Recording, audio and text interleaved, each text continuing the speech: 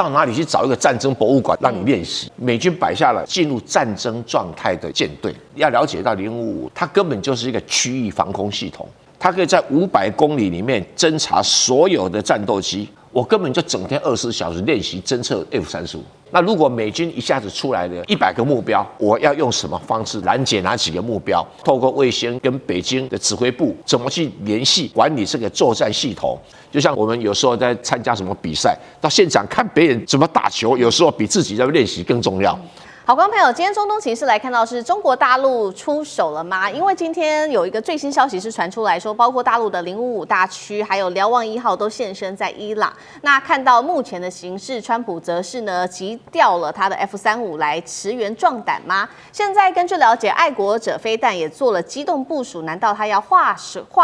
攻为守，还是化守为攻呢？今天我们都会一起来做关心。来看到现在美伊关系最紧张的时候，中国大陆这个时候的角色是正式的出手吗？海军突然间派出了一支不寻常的远洋军队。我们特别来看到的是，难道中国大陆现在已经开始要掌握西方的情报站来帮助伊朗了吗？出动了055大区之外，还搭配了052型的驱逐舰。那么现在呢，是直接已经进入到了阿曼湾跟印度洋北部的海域。还有这个是瞭望1号，这个是被称为大国重器的瞭望1号海上测控侦测船都已经开始做好了部署，外界开始做解读了。这一次中方大动作的部署，难道是要负责监控跟美军还有西方舰队联动的，并且将情报提供给伊朗吗？有没有这样子的一个可能性？那如果真的出动的话，是真的会提供情报给伊朗吗？会不会从这个美中之间的区域战争变成这种大国代理人的战争？李将军怎么看？确实如此哈。伊朗来讲的话，对中国有地缘战略上不可或缺的一个重要性，由于是现在伊朗的原油对中国来讲是非常重要的。那当然，中国这个也必须要有伊朗的原油哈。因此来讲，我觉得这场战争如果说真的爆发来讲的话，对中国也会造成不利的影响。如果说万一真的迫不得已，伊朗要封锁荷姆兹海峡的话，那中国对于油的这种输入来讲就会受到干扰。就中国来讲，当然不希望这场战争发生。可是，一边是美国哈，一边是伊朗，中国想要帮助伊朗，但是又不愿意得罪美国的状况之下，所以他派了这一艘哈这个瞭望1号哈到这个阿曼海湾这个地方来阻止美军对伊朗的攻击。大家可能会觉得奇怪，这个瞭望1号凭什么就可以阻止美军攻击呢？我跟各位讲哦，美军如果说是要对伊朗发动攻势来讲的话，第一个打击的可能就是用它的所谓战斧巡弋导弹哈，这个它现在来讲，在海上的林肯号航母战斗群可以说是加大号的航母战斗群，因为它虽然说只有一艘林肯号航空母舰，但它周边的包括到驱逐舰来讲有10几艘哈，所以它同时可以发射几乎是上百枚的战斧型巡弋导弹。那第二个我们知道，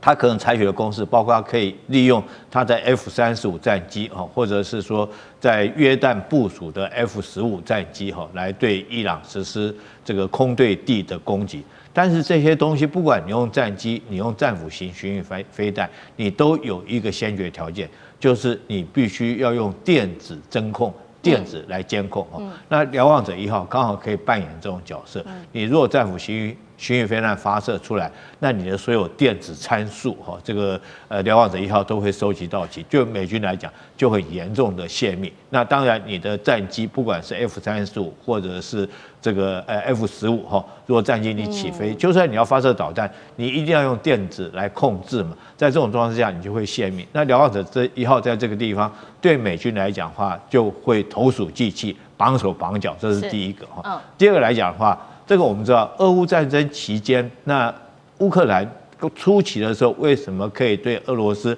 很精准的打击？就是美国提供所谓的相关的影像情报或电子情报给乌克兰。那同样的道理，我们虽然说大陆来讲，虽然说不用真枪实弹来协助伊朗，可是光用这种无形的战力哈，它可以提供相关的电子情报给伊朗。譬如说是它可以先期侦测到这个美军起飞的 F-35战机，将这个情资提供给伊朗。伊朗虽然说没有能力这个用战机来做拦截，但是它最起码它可以这个事先提早防范所以对伊朗来讲的话也是不无注意。那另外来讲，为什么要有055？我觉得055在这边所扮演的角色，它倒不见得是要帮伊朗打仗它可能是在护卫这个瞭望者1号，因为这艘瞭望者1号它是一艘无武装的这种电子情报侦察船，它自己本身是没有武装的，但是它出来，它当然要有一艘的这种贴身带刀护卫来保护它的安全。所以很明显的，我觉得055在这边是护卫着这艘瞭望者1号。那瞭望者1号所担任的任务是这个对美军来实施电子侦收以及电子侦察，然后除了提供伊朗之外，那中国大陆也相对的可以利用这次机会在实际上面收集到美军的所有船舰的不管是导弹或战机的相关情资，这对中国来讲的话，以后是很重要。所以我觉得美军也会忌惮于此，可能在出手方面可能会有所顾虑。好，所以我们看到中国大陆这一次可以说祭出了它的瞭望者1号它的目的也很明显了，除了制衡针对美军做这个征收电子的征收之外，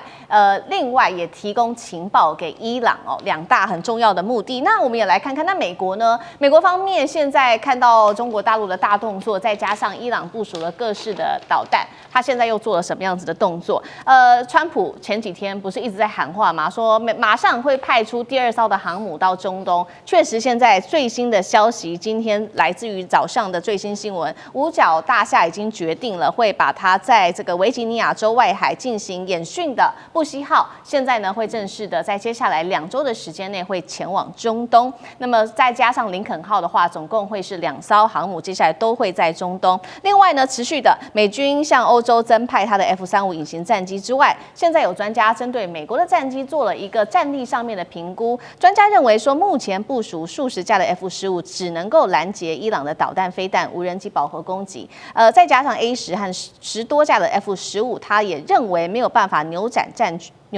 局，真的是这样子吗？另外再来就是在军事基地，美军这边也有一个大动作的部署了，在他的卡达的乌代德空军基地被卫星拍到，爱国者飞弹现在已经从固定阵地转移到机动的发射车了。难道这个战事是一触即发吗？以色列方面政治上面也开始做了施压，纳坦雅胡在11号抵达白宫，本来要说服川普总统，希望他能够去说服伊朗去削弱他的飞弹的，但是呢，现在看起来这个伊朗在会后没有承诺纳坦雅胡，并且他只说了会持续的跟伊朗方面来做对话。一边是美国派 F-35航母，还有他的爱国者飞弹，那另外一边有中国大陆的055大区跟侦察船。到底美国现在他的想法是什么？他的动作是什么？有没有可能演变成美中对抗的这一场代理人战争？蔡委员又怎么看？这个中国不会去介入美国跟伊朗的战争但是这个是一个非常难得的机会。你看看到哪里去找一个战争博物馆让你侦察、让你练习啊？美军摆下了一个航母打击群、2个航母打击群，那么样多的战斗机，搞不好还有轰炸机，还有防空导弹，它摆的是进入战争状态的一个舰队。那中国如果不趁这个机会来这边收集情报，那就太浪费了所以中国把瞭望1号拉来，055都拉来暂且不管瞭望1号我们要了解到055，虽然大家都是要驱逐舰很大的战斗能力，其实更重要的，它根本就是一个区域防空系统。所以对这一款的话，对方有 F-35，这什么意思？我根本就整天24小时练习侦测 F-35，光这个资料的价值就是无价的。因为平常中国大陆自己还要去弄什么那个F-20啊，什么是这 F-35去模拟不是歼35去模拟 F-35，那个再怎么模拟都不到位。现在人家摆在眼前摆在眼前让你去侦查让你去目标去做这种战场管理。这个等于是你解放军的船舰你要自己去做，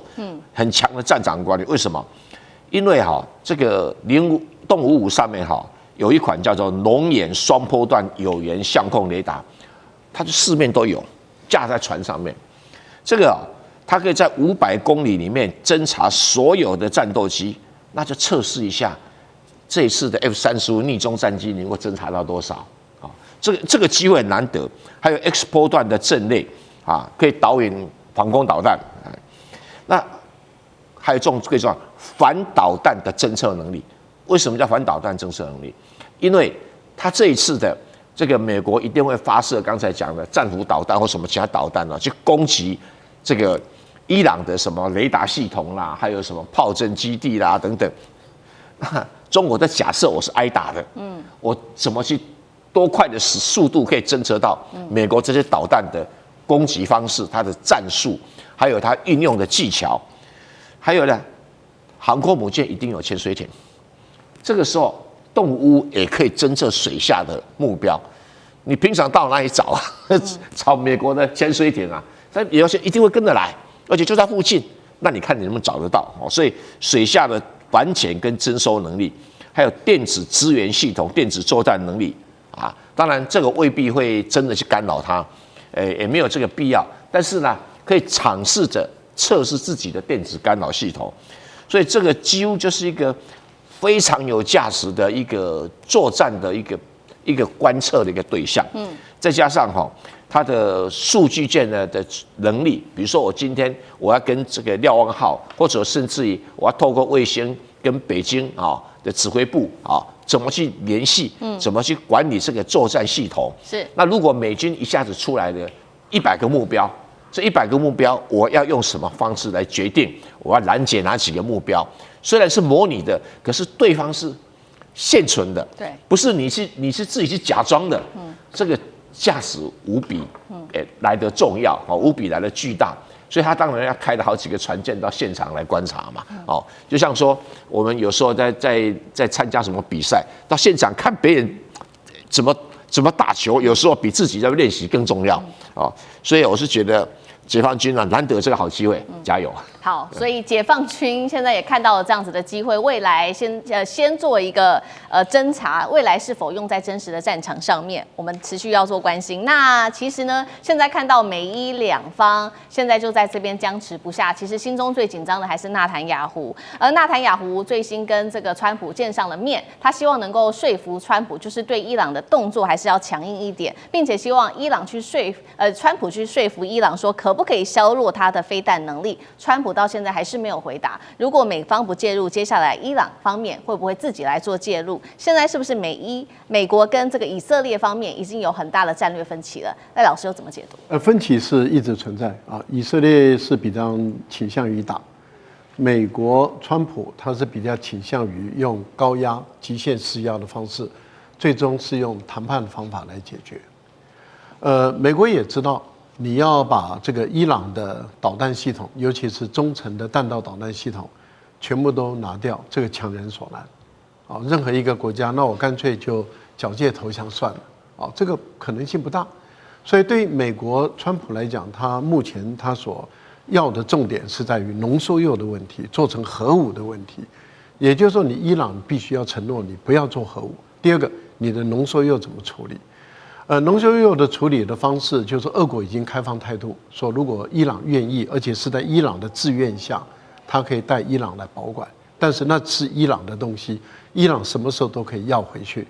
可是伊朗的哈梅内伊已经说得很明白，他的浓缩铀是不会出去的。那这个已经摆明了，就是说婉拒了这个俄罗斯的善意。那现在的放出来的讯息是，伊朗同意稀释它现有的浓缩铀，也就是说现在已经提炼到60%，它可以稀释它，然后稀释到这个作为核电发电用的。可是它必须要有几个程序，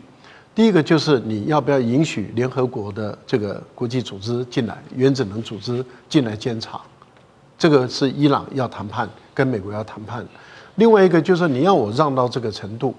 那你美国要给我什么？所以对美国来说的话，那对伊朗来说，你美国要把对我的制裁要解除，而不能够加强制裁。所以从这个角度来看，我们看到美国跟以色列已经有矛盾了，因为以色列是主打，而且是要求的条件很严苛，这个是美国也都做不到的。但是美国是认为我是用极限施压，那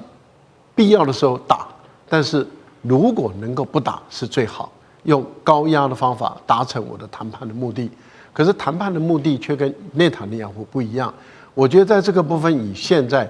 川普本身的强势来说，内塔尼亚胡能够起的作用非常有限啊，所以导弹这个部分不会列为谈判的要点，那应该是集中在浓缩铀。不过现在有个变数，这个变数就是2月下旬中俄伊的联合军演，这是常态的、固定的，要展开了，所以中国大陆的船舰开始到位了，这个都是例行的军演，你美国没有权利去阻止。你美国单方面的没有经过联合国的安理会的同意跟授权，你单方面的在伊朗的前面布阵布局，那是你家的事，那是在公海，国际公海，那是你家的事。中国的船舰也到了国际公海，甚至进入到这个伊朗的领海内的话，那是中国的权利。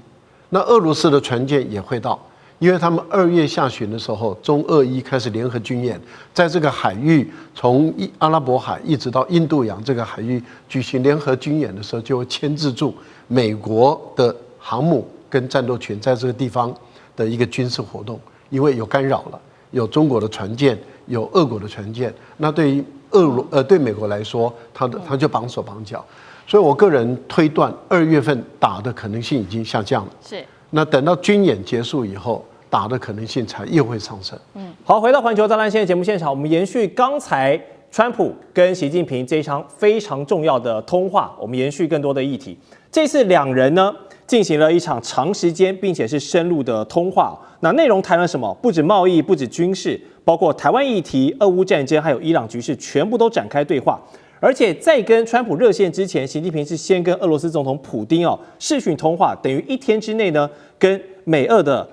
领袖展开意见交换，这是一个蛮罕见的情况，不太常见。而且就在这个节骨眼上呢，我们看到这个南华早报指出呢，中国海洋的科考船叫做大洋1号，它现在现身在阿拉伯海，甚至呢逼近美军林肯号航母的活动海域了。大家都说林肯号不是已经把识别器关了吗？怎么大家都找得到它呢？这就很奇妙了。然后网络上呢，还有突然出现了什么东西？大量的中国高解析度了，我们看这张图，大量的这个军用的卫星影像，而且里头清楚标示了几个关键的要素，包含林肯号的活动范围位置啦，还有这个美军 F-15E 部署的状况，甚至是爱国者飞弹的阵地等等都搭配了简体中文来做这个叙述。那么军事专家就怀疑了，中国是不是在向伊朗来提供一些美军的动态情报呢？因为类似的手法在之前的印巴战争其实也有出现过。想先请教委员，怎么看这一次川习通话？先谈到伊朗议题，接着又有这类的军事影像曝光，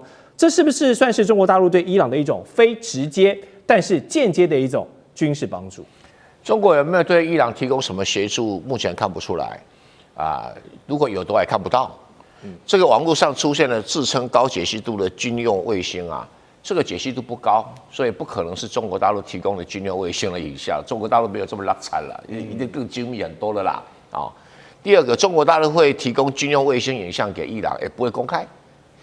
这很简单的道理。这是个商用卫星，那你说那个林肯号的位置？不难啊，商用卫星随便买都买得到啊！你现在花点钱上去，商用卫星买都买得到，所以不是问题，因为体积太大了。爱国飞弹基地也基本上都很大的东西是，但真正这个军用卫星要的是那种很精准的打击的那种坐标线比这个精准太多了所以这显然就是一般的网络上到那个商用卫星网站里面去 copy 下来的而已了那这个伊朗这个。即使是如此，能够有多大的力量去对抗美军？坦白讲，没有，他没有那个本事。所以有人讲说，伊朗可能用1000架这个无人机攻击航空母舰，什么时代你大为投死这个不是不成体量、不成品质的东西那你说伊朗的很多的这个导弹可以攻击以色列，以色列那样去打了，不是问题啦以前人家觉得说以色列打不到，好像神话，不可能打不到，因为收了拦截都有漏洞嘛。那你说这个靠这个导弹可以把以色列打垮，那也不可能啊！导致伊朗的领导阶层，只要他的国家有人被收买，就跟委内瑞拉一样，领导阶层会被斩首行动。那以色列在这边很有经验，美国在方面也不遑多让。搞正规的他不一定行，搞这种阴暗面，这2个才挺行的啊。所以美国现在可能整个加紧努力啊，就像委内瑞拉一样一般演习，那 CIA 就不断的在底下搞各种活动啊，去收买的活动。这个伊朗自己内部要警觉性一点但是伊朗这个国家贪污腐败横行，要做到这么廉洁的官员，那也真的不太容易啊所以伊朗的很多情报都像漏筛子一样啊，连那个哈马斯的重要干部在你那边住都会被干掉，你可想而知伊朗这个内部有多糟糕啊！所以伊朗自己就垫的吧，中国帮不了太大的忙了真的是帮不了太大忙。中国也不会把宝压在这个满清末年的这样的一个王朝手上，也不太可能啊，不太可能。所以这个你说中国跟出手要管控中东危机，他做不到，中国也没有必要去嘎这一脚，真的没有必要，对他也没什么好处但是外交上当然会讲主权国家这个不能被侵犯等等，基本原则讲一讲了因为中国现在是走和平路线嘛，可是美国是走这个实力霸权路线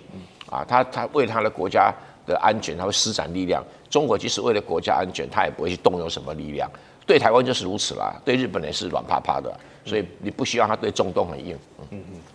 好，就在此刻，原本本周五呢要在土耳其进行的这个美伊的伊朗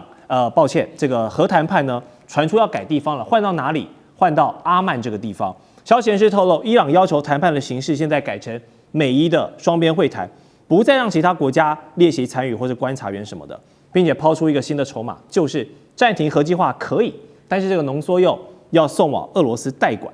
从交涉地点，从美伊的闭门会议到这个浓缩铀交给俄罗斯的种种这个3件套，我想问一下赖老师，怎么解读伊朗的这个要求？葫芦里在卖什么药？伊朗在测试美国是更想打还是要更想谈因为刚开始伊朗提出这个新的要求的时候因为原本已经讲好了2月6号就在伊斯坦布尔来举行会谈，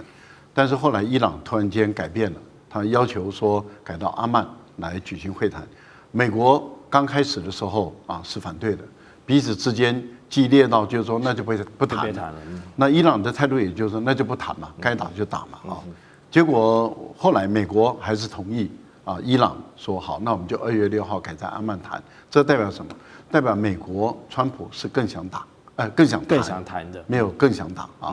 那一方面可能他的军力还没有完全到，二方面。美国要在这一次跟伊朗的冲突中，美国虽然完完全全可以重创伊朗的军事设施跟这个革命卫队或是军事能力，但是美国很难像在这个对委内瑞拉在加勒比海那个地方能够毫发无伤的全身而退，美国可能很难做到。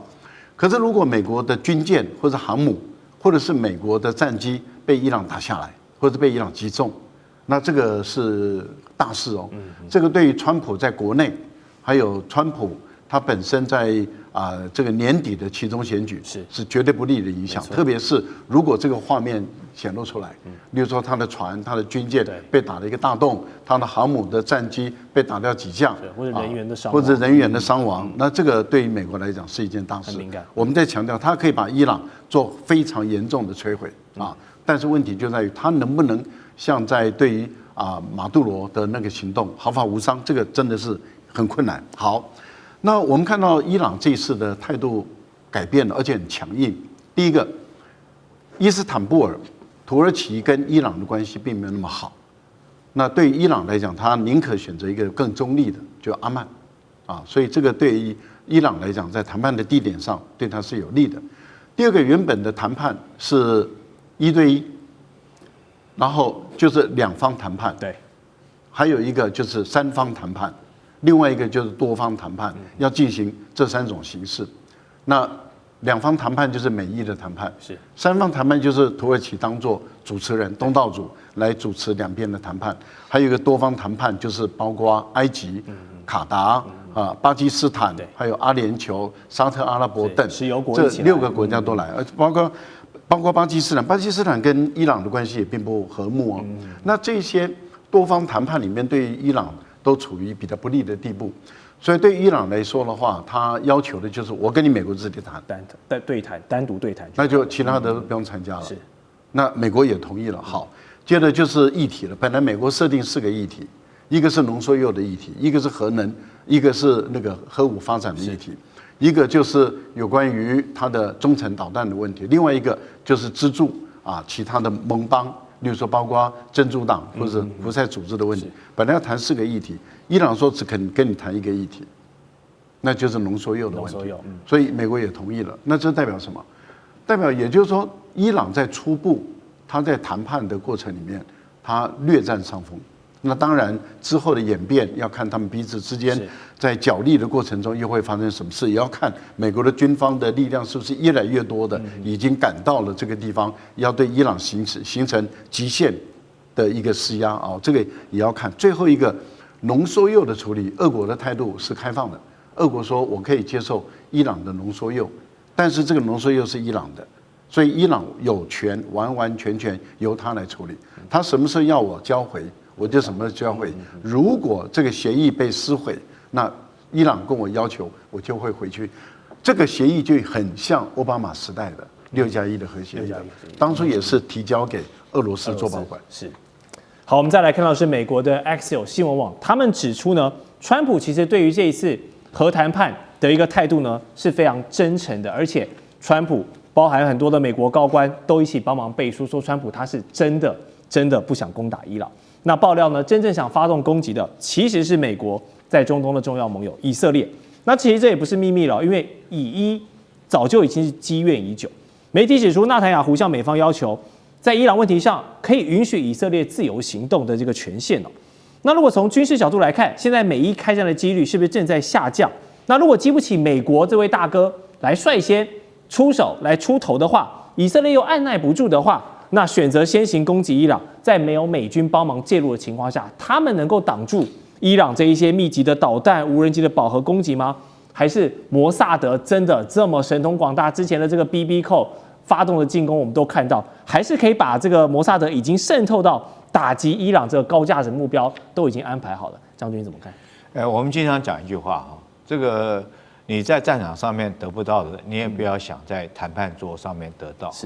那为什么伊朗这次谈判一开始的时候，他原来说要改到这个阿曼去美国原来不同意的，最后美国会同意？我觉得那当然在战场上面有这个美国已经先输了一筹这个从昨天我们看到这个伊朗的见证者139的这种无人机对着林肯号的航母飞过去，那当然最后是被林肯号航母起飞的 F-35战机将它击落。可是这后面代表的意义是不是这个伊朗已经很明确的知道你林肯号的位置？我这次是用无人机过去，那我下次如果真的开战，我就可以用导弹过去了。所以美国是不是忌惮于说是伊朗已经侦测到，也可以掌握到它的战舰的位置所以它必须在谈判方面必须要让步。当然这一局来讲的话，我觉得最明显以色列来讲就是希望把美国拖下水，来打这场仗因为伊朗其实对美国的威胁不大毕竟隔那么远的国家，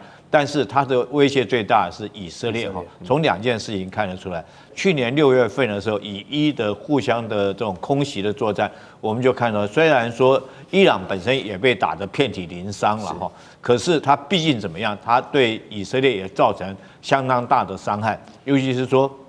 以色列的这种反导的拦截系统，到后半期战争后半期，它在拦截率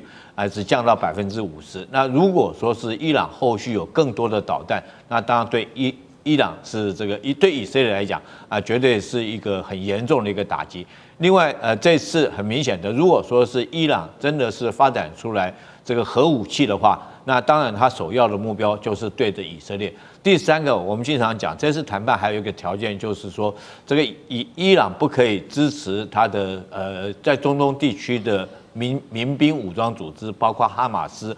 包括到胡塞组织包括到黎巴嫩真主党。但是，这些组织是对谁威胁最大？当然是对以色列威胁最大。那如果说是伊朗率头攻击的话，我们不敢说以色列可以获得全胜，可是最起码不死也半条命哈。所以以色列来讲，这是很明显想要帮美国拉下水。但是我觉得川普也不是笨蛋，他纯粹就是商人，他知道这场仗打下去对美国不见得是有利。所以我认为说，从美国答应谈判地点改到安曼，可见呢美伊双方的开战的条件已经下降。那现在来讲，我觉得美伊双方互相在给对方一个台阶能够下来让这场战争不要发生。那如果说美伊双方台阶互相下来，我觉得最着急的就是以色列这个国家他一直希望，他甚至于放话，他放了2句话这个纳坦雅胡说，他宁可挨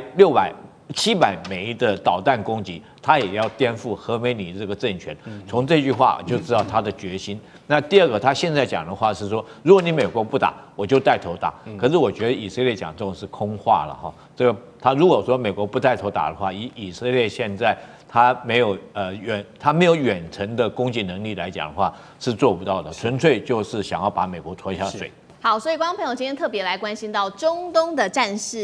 火现在进入倒数，尤其今天关心到的是伊朗现在祭出了它的射程高达1000公里的新款的导弹亮相，中国大陆现在传出有暗中帮助伊朗吗？再来就是俄罗斯是否也有介入？美国航母危在旦夕。今天就这些议题我们会一起来做关心，3个火线话题，我们今天请来宾来特别帮我们做解答。首先今天会来关心到的是伊朗的无人机逼近了林肯号之后呢，是直接被美军的 F-35给击落下来了。另一方面，革命卫队试图在另外一头呢强行扣押美国的油轮。中东战事现在被说是一触即发，美军能够掌握局势，避免战火全面蔓延吗？这是第一个问题。第二题我们会来关心到是在中国大陆的部分，它的一艘科考船现身在阿拉伯海，网络上现在还流出了一系列的卫星影像。在这个卫星影像当中，是以中文标示了许多美军在它的武器中东的部署，这是中国公开支援伊朗提供给他灰色的情报吗？那美军又如何反制这一场情报战呢？最后，我们今天也会来关心接下来的，要在2月份特别关心，就是2月6号，美国跟伊朗会来谈这个核谈判。而在核谈判正式的进行前，我们看到伊朗直接抛出了他愿意承诺的事情，包括暂停他的核计划。浓缩铀会送往俄罗斯，川普则是要求说3个东西你要停和限制飞弹，这是第2个。第3个，也停止支持中东的代理人。这一场在2月6号的核谈判到底能不能成功？今天就这些议题，我们会一起来做关心。好，美伊关系现在到了随时开战的一个边缘的临界点了。3号来自于美国军方亲自的证实了，说有一架伊朗的无人机，这一架是夏德139，在逼近阿拉伯海的时候遭到了。在阿拉伯海林肯号的航母附近的时候，立刻是被 F-35战机给击落了。另一方面，我们则是看到伊朗则是试图登上了一个他看到的悬挂美国国旗的油轮进行扣押，战事现在看起来是剑拔弩张。另一方面，中国大陆有出手相助伊朗吗？来自于南华早报的报道说，看到了大陆的科考船现身在逼近林肯号的附近。再来就是我们今天要特别来看到这一张图了，这个是网络上特别流出来的大量的来自于中国大陆卫星的高解析影像，并且在这个上面我们可以看到有许多的中文字，在这个中文字当中，特别是中方标示了说美国的林肯号还有美军的E-15战机跟它的爱国者飞弹部署的地点，被军事专家解读中国可能在向伊朗提供美军的动态情报。他认为这样子的手法其实类似于过去的印巴战争。那么在同一时间，我们看到伊朗的部分则是祭出它的重型的反舰导弹，这一款是阿布马赫迪，射程1000公里的弹头重达400公斤。现在根据了解，只要2枚就可以击沉前方美军9000吨的驱逐舰。所以节目一开始要特别请教干哥怎么看了？中国真的出手帮助伊朗吗？那如果是有帮助的话，是否提供在这上面的情报战？美军接下来会如何来做应对呢？再来就是反舰舰导弹刚刚说射程高达了1000公里，代表美国在中东部署的这个林肯号航母是逼近危险的吗？干哥怎么看？当然是危险，但我们要知道，伊朗这次他无人机逼近了林肯号，这就是一个讯号。为什么？因为大家在想说，已经相安无事了，你们不是已经上谈判桌吗？现在到底是要在伊斯坦堡啊，伊朗、美国的官员高阶他们都要见面啊，对不对？那现在到底是谈到什么地步？可是伊朗无人机怎么会在阿拉伯海出现？然后而且好像接近了林肯号，这事情意义很重大。不过伊朗他宣称说，这个我们是什么？我们这个是一个商用的无人机，它走在自己的航道上，根本没有逼近美国。当然讲要这样讲，但我要讲的一个重点是什么？你要知道 F-35，其实无人机到了你的头上的时候，你大概才会发现它。F-35是距离100公里，航空母舰战斗群100公里之外把它击落的。也就是说 ，F-35它的态势感知完全发挥作用了。你在空域里面有任何的动作，有任何的物体进来 ，F-35它被训练，它的 know how 就是你一定要知道，在你身边周遭200-300公里范围之内突然出现的飞行器，它抓到了，大家就知道了。美国的技术我们还是必须要认可的。他抓到了，他不是用眼睛看的，因为你看不见。他抓到以后，然后飞行员直接下判断，这是无人机。为什么？因为它的雷达横截面要比隐形战机还要大。大家听得懂吗？无人机这么小，雷达横截面怎么会比隐形战机来得大？因为隐形战机是逆中的，你在雷达屏幕上面看的，只像一个小鸟一样。但是如果说是在那个无人机，因为无人机有螺旋桨，那个是非常不逆中的，他马上就判断这个是无人机，打。用怎么打？用 AIM-9响尾蛇飞弹打 ，AIM-9X 响尾蛇飞弹把它打下来。所以说一句实在话，我觉得美军在第一次接触上面，他就已经有逮到了。但是我们也必须要承认，就是说，万一不是一架的时候 ，F-35就应付不了了。这个时候，舰队防空就要启动。什么叫舰队防空？舰队防空就是神盾驱逐舰的防空系统，完全要启动。标准3型跟标准6型飞弹全部要上啊，要拦截。这个画面会不会发生？很可能在下个礼拜就会发生，就是在我们中国人过新年的时候，很可能就会发生。然后我们现在再来讲阿布马赫迪飞弹，这个飞弹我坦白跟各位讲好，这就是中国技术的援助。为什么？它的射程1000公里，然后它弹头400公斤，这个完全是常见10型的翻版。常见10我最近有拿那个轰6它身上的常见10给大家看，它就是长程巡弋飞弹，但它也有可能阿布马赫迪也有可能，它根本就是一种弹道飞弹那因为弹道飞弹的技术比较复杂，我觉得不太可能会用在这种飞弹上面。但是它可以打到1000公里，那就是代表像跟我们的常见10型的飞弹是一样的道理。它能够飞这么远，然后呢，它飞这么远，它还弹头威力有400公斤。它要是一颗打到你美国航空母舰的话，是打不成的。所以这边我必须要先强调，400公斤的弹头打不成的。为什么？因为美国航空母舰总共11艘，每艘都是10万吨级的。你要2颗到3颗以上打中它，才能够把它打残所以说，其实反舰飞弹它其实有一个，就是说怎么讲，就是说心理因素会比实际集成要来的有用。所以你就会看到说，阿布马赫迪真的是已经要他说你看2枚就可以集成驱逐舰没问题，但是你要打航空母舰没有那么简单。不过最重要的是目标或怎么获得，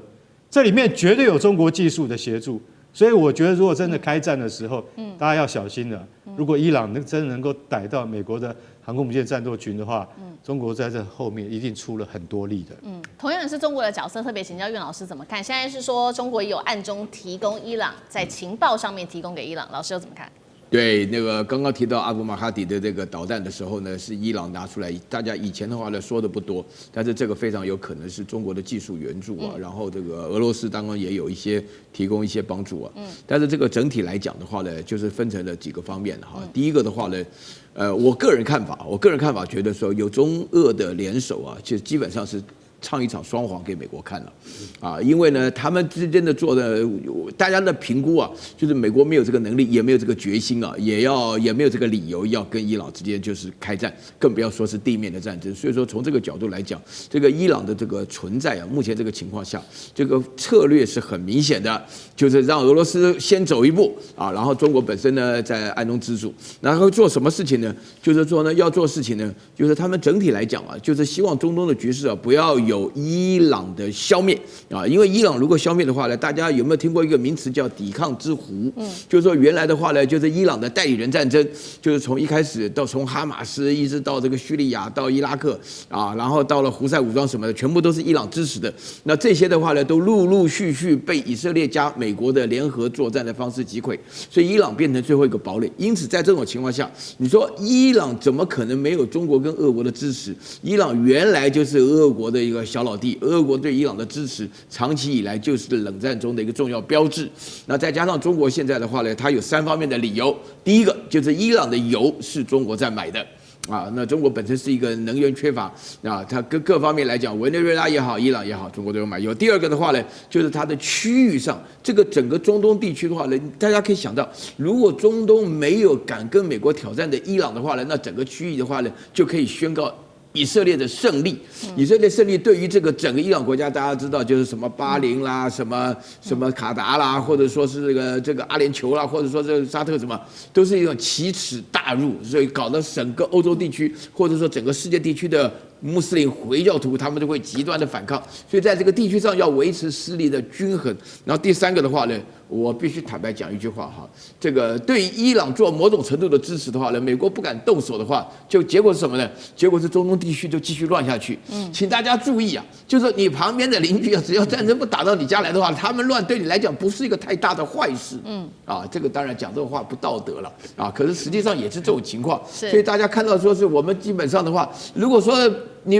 不管，如果中国有能力不管，那俄罗斯现在这么艰苦的情况下，他也管不住的话，那中国不适当的施出援手的话，如果伊朗真的没的话，那还得了啊！整个中东地区就是美国加以色列的，那以色列做事是非常狠的，对不对？至于说是川普提出来的条件呢，我觉得说废核跟废弹的话呢，不太可能。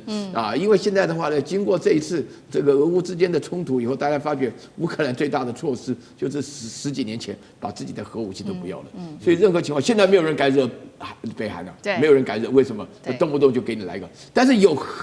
浓缩又不用了，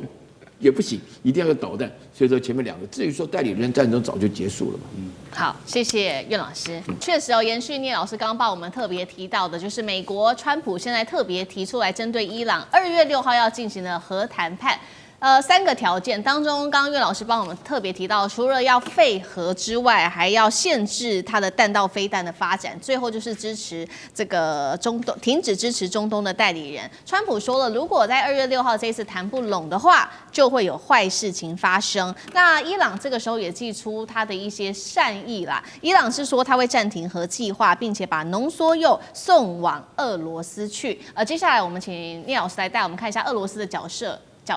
另外就是2月6号的核谈判到底有没有机会谈成 ？OK， 我觉得不管是人与人、团队与团队或者国与国之间，在进行谈判的时候，说实在有3个步骤，我是这样认为哈，就是这2个方呢，一定是一开始的时候有一方可能比较强，他是用攻击性的角度，可另外一方可能防御，但他也够强的话，他也可能会攻击，但最后呢，一个方式就是你防御也防御不了，就是投降嘛。我现在觉得美伊这边的谈判呢，是陷入一个这样的一个情况，就是我们讲说以这个喊出声量来讲呢，伊朗其实在军事上、霸权上绝对赢不了美国，美国基本上是步步为营啊。但伊朗当然也释出了非常的讯号，说反正呢不管怎么样，誓死抵抗到底。那是之前，更知道美国的军事实力绝对是高到一定国家之上。那么而且呢，他的霸权呢，甚至他呼朋引伴的这个盟友的这个这集结地位也是比较有。因此，他如果继续的给这个伊朗一些威胁的话，伊朗当然最后还会选择你刚刚讲的所谓的善意。可是重点是善意要多善意，如果走到第三个叫 surrender 就完全投降，我相信也不太可能。就像二战之后呢，日本呢讲不好听点，你已经这个是一个战败国，而且呢以前这么多的这个罪行，那当然你不能再有攻击武器，当然还是给你有一个保命叫做防御部队，叫 defense， 就他们的 national guard defense 防御部队。那我的意思就是说，美国常常会用他的霸权要求他的对手说，你就给我完全的投降。可是你知道，伊朗也不是一个所谓的这个三脚猫的很差的国家，只是碰到你这么强权，他当然会担心，因此他会谈另外一个方案。那刚才这个您可以看到，不管媒体上讲或者刚刚思明讲的，美国要的3样东西，第一样叫做终止核子计划。这个终止这不一样 ，terminate 是完全停哦，这就是投降概念。所以呢，伊朗会抛出一个说我们暂停核计划，而且他还丢出一个我把农村送到俄国，那他有个小小保护伞，因为这2个国家实际上都是有当然美国不是就比如以一战争的时候，他们都有所谓的代理人战争，他有前线代理，有后线代理，他可以也就是他要帮这些代理人去贡献，或者呢帮后面都有可能。他是前线代理之前，我们大家都知道黎巴嫩真主港也好啊，胡塞组织也门啊，或者巴勒斯坦这个哈马斯，还有呢像以前的委内瑞拉，当然像那个伊拉克等等都算。他背后还有2个核武大国，北韩、俄国。当然说不好听，还有一个中国慢慢隐形。中国只是忍着不讲话，其实他也会释出的偶尔的提供资讯啊，这个跟这个印巴战争一样。当然，美国那一方呢，现在不是而是美国直接跟他，所以他没有所谓代理人，他当然会跟他讲说，你必须要这个停止支持中东代理人。其实我觉得这个要求呢，就是他希望怎么样呢，让这个伊朗呢不会再给这个美国未来造成他中东的一些阻碍了哈。当然，限制飞弹也是一样的道理，这个最少你不会每次我要打你，我比你大比你厉害，你还有时候还威胁我一下，这个川普也不爽了。好，那最后讲到他把农村送到俄国，这个是一个我觉得但有人说这是一种外交策略，我觉得这是一个保命策略了，因为他毕竟他的代理人，这个他幕后的一些主要的这个护盘者呢，他还是觉得他们多少还是有点力量可以保护他的未来的生存，所以这是一个保命策略。那当然也就是他预留他未来的一些生存的空间。那么我最后要讲说，美伊这样我的分析说，这样的一个这个谈判，美国步步为营，他又有霸权在手，又有军事实力，又有盟友的这些力量，会不会最后这个成功呢？基本上我觉得最后还是会成功的。伊朗最后还是会让步，毕竟呢，你打的就是可能美国真的这个，当然美国也会自伤，对不对？打人这个1/3也自伤，打人7分自伤3分。可重点是，大家到最后都会形势比人强啊。就是说我发现你一定要做动的时候，我还是会一些让步。因此，我觉得这个未来的成功的几率还蛮强的。但是伊朗它还是要必须我刚刚讲的，它已经无法攻击，它最少还是要保密，还是要有未来的防御的一些保命的未来的预留空间。